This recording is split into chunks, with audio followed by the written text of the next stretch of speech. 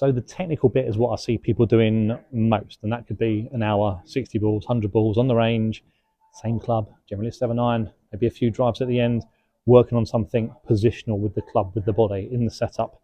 And look, you need to do that. There's a place for this block type practice where you're hitting lots of shots with arguably the same club. So for a beginner, for example, if we're trying to help them understand how to strike the ball and the ground, then there's a place for this block practice where it will give you a initial quick hit of learning, but it doesn't last very long. So more seasoned golfers, you need to mix up a little bit.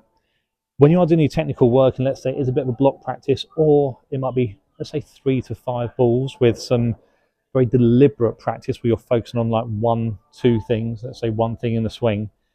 If you're doing that, I compare this a lot to like a language. So let's say I'm trying to, so I did this with the club face, like flex my wrist and roll it inside, which happens, believe it or not. So let's say I'm in here, and then your checkpoint might be in this position. And we would do a lot of pause drills. Well, you could do a lot of pause drills where you go to here, you might have some gadgets on your wrist, on your hip, on the floor, some visual stuff, some sticks, whatever you're working on. But let's say I'm trying to get the club head outside the hands and toe more up. That'd be my checkpoint. So I might do some pause drills where I pause, carry on going, and have a shot. That'd be the technical work. But I mean, come on, 60 balls doing that, I'd get bored. I'll get bored watching it.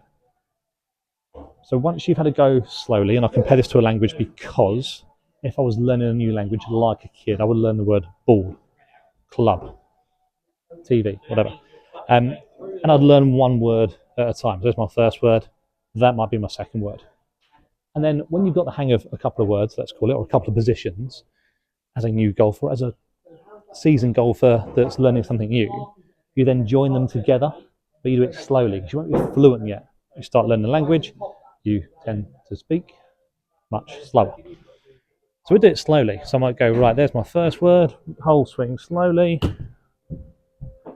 And we don't really care where the ball goes. The rhythm's going to be terrible. But when you record it, we're looking for a changing the picture initially. So at that speed, I would hope that wasn't rolled in there. And let's say I closed the face and hooked it. That hasn't hooked, it's gone out to the right. So you can see some data.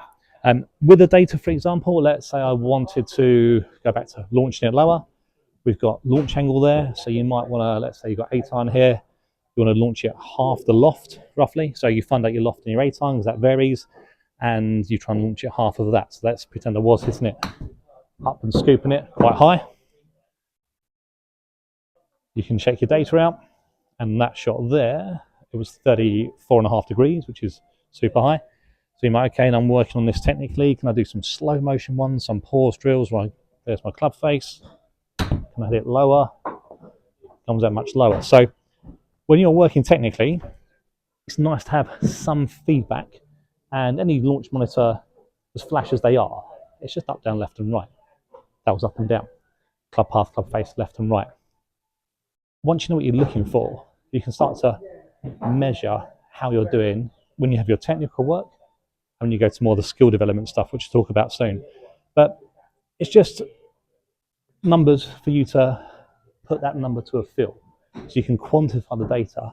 Now, I might have thought, oh, you know what, that felt so low, that's come out about 5 degrees high. It's actually, I know it's come out 14. You might want to hit it lower, hit it higher. So you can quantify the data, and that's what you should be doing in your technical work at slower speeds with pause drills, with stations to hit draws, hit it high, hit it lower, depends what you're working on. But that's what you're looking for in your technical work. We're not really trying to make a massive change in maybe the speed if I'm working on club face, or the shot might be, not quite what I want because the rhythm's different because I've slowed it down. But it's a technical practice. You're looking for a change of position. It's unlikely to be your game speed, particularly when it's a new move.